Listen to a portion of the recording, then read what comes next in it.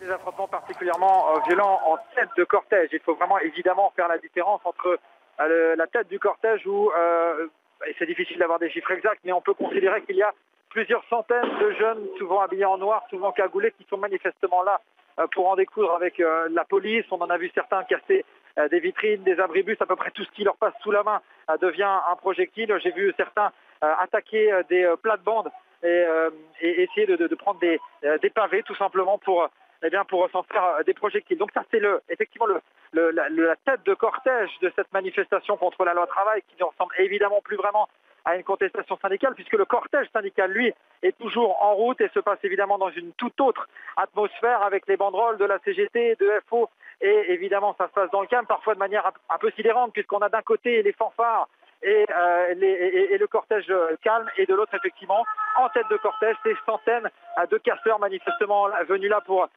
en découdre. On a assisté à plusieurs interpellations ici et là. Je vous parle actuellement en direct depuis le carrefour du métro du Roc où on voit un affrontement avec des pavés et entre les forces de l'ordre et une centaine de jeunes extrêmement mobiles. Une situation assez chaotique, effectivement extrêmement violente, mais le cortège pour l'instant n'avance plus. Alors nous sommes maintenant à 14 interpellations pour le moment depuis le début de cette manifestation. Vous avez couvert de nombreuses manifestations ces dernières semaines. Clairement, nous sommes dans un autre stade. Là, les personnes encagoulées, les casseurs sont très très nombreux aujourd'hui.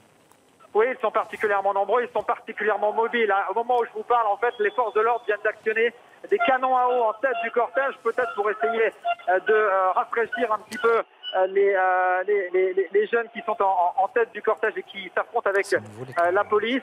Effectivement, je dirais que ce que moi j'ai vu dans les récentes manifestations, notamment les manifestations lycéennes, on parlait de quelques dizaines de jeunes. Là, on est clairement sur une autre échelle. On faisait un petit décompte tout à l'heure et quasiment toute une partie du boulevard Montparnasse était pris par ces jeunes encagoulés.